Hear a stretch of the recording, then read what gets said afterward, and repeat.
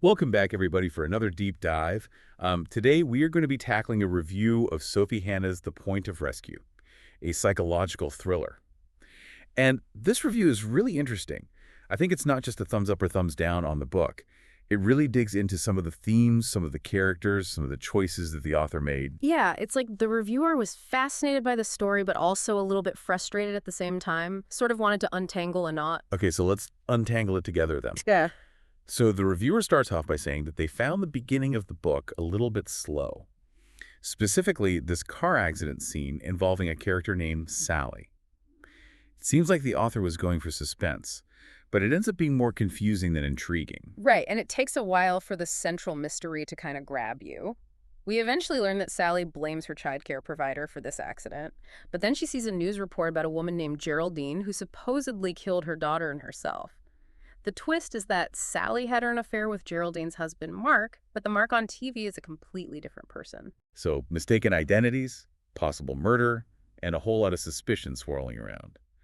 But is it believable? That's where the reviewer starts to push back a little bit. They question the plausibility of someone assuming another person's identity so completely. Even going on TV and participating in the investigation, it seems like a stretch even for a thriller. Yeah, I can see that. If you were going to cover up a murder, maybe laying low would be a better strategy. Yeah. But this unbelievable plot point is what seems to kick off the real intrigue of the story. Sally becomes convinced that the Mark she knew is the real one, and that this imposter is living his life. Yeah, it's like Sally's personal life is colliding head-on with this public tragedy, and she's the only one that seems to see the connection. Speaking of connections, the reviewer wasn't too impressed with the police team investigating the case. Yeah, so it turns out they're recurring characters from a series, which might explain why the reviewer, as a first-time reader of Sophie Hannah, found them a bit flat. They even mention this detail about the author repeatedly describing what's written on the team's coffee cups. Like it was trying too hard to make them quirky, but it ended up being distracting. Okay, I have to admit that sounds a little strange. Yeah. It's like the author was trying to create a running gag, but it fell flat. Exactly, and it makes you wonder if the author was struggling to develop these characters in a more meaningful way. Now let's dive into the heart of this book and where the reviewer really got fired up. The portrayal of motherhood. So they identify three types of mothers: working mothers, stay-at-home mothers, and burnt-out mothers. And here's the kicker. They believe that all the mothers in the book secretly hate their children and long for freedom. Wow, that's a bold claim. I'd be curious to know if the reviewer has children themselves. It definitely colors their interpretation of the character's motivations. It could be an interesting literary device, though, to explore those taboo thoughts and feelings that we don't often talk about. Right? It makes you wonder how much of this resentment stems from societal pressures and expectations. Absolutely. The reviewer touches on this idea of the village supporting mothers, but also potentially suffocating them with judgment. They even draw a comparison to honor killings, which are often committed by fathers or brothers, but rarely mothers. And it highlights the complex ways that cultures deal with family dynamics and expectations. It's like there's this constant tension between the idealized image of motherhood and the messy reality. Right, and this ties into the reviewer's criticism of the author's clever versus lazy writing. Ah, yes, the character with multiple names and personalities. Yeah. It feels like a bit of a shortcut, maybe a way to create confusion without adding more characters. Yeah, the reviewer compares it to The Girl on the Train, which used a similar device, and asks, is this truly clever or just a way to avoid developing more complex characters? It's a good question. It could be a commentary on identity, how we present different versions of ourselves to the world. Or it could simply be a way to manipulate the reader, which can be effective in a thriller, but maybe not as satisfying in the long run. Yeah, it's like the author is playing a game with the reader, and some people enjoy that kind of puzzle, while others find it frustrating. Exactly. And it's interesting how the reviewer acknowledges this tension, but then encourages looking at the book through a metaphorical lens. They suggest it's not just a surface-level thriller, but a commentary on the complexities of mother-child relationships. Okay, I'm intrigued. How so? Well, they argue that while mothers might feel resentment or frustration towards their children, they wouldn't actually harm them. On the flip side, they suggest the story shows how children who feel unloved might lash out in destructive ways. That makes me think of that powerful quote the reviewer mentioned.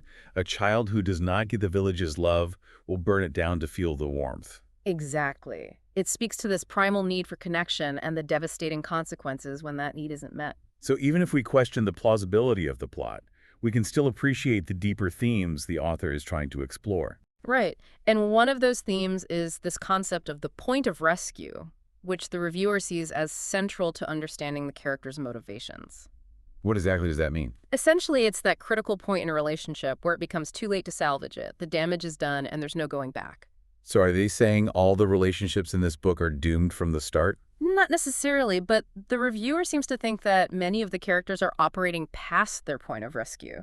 They apply this concept to the mother and the daughter and even the father, who is portrayed as somewhat jealous and fixated on this idea of a perfect family. It's like everyone is trapped in their own version of reality, unable to see each other's perspectives or needs. And that inability to connect leads to these tragic consequences. The reviewer also points out that all the husbands in the book are depicted as passive and uninvolved in household responsibilities, which seems to be another commentary on family dynamics. Absolutely. It touches on those classic gender roles and the division of labor within families.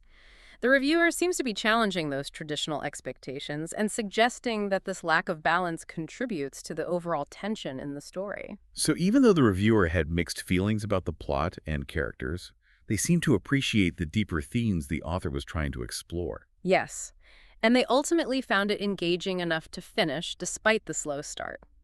They even acknowledged that there are some truly chilling moments worth reading. It sounds like it's a book that will stay with you even if you don't love every aspect of it. Exactly. It sparks questions and makes you think about things in a new way. So what about you, dear listener? What stands out to you from this review? Did you find the criticisms valid? Would you still be interested in reading The Point of Rescue after hearing this perspective? Maybe you've read other books by Sophie Hannah and can offer a different interpretation. Or maybe this whole discussion has made you curious about other psychological thrillers that explore similar themes of family identity and the dark side of human nature.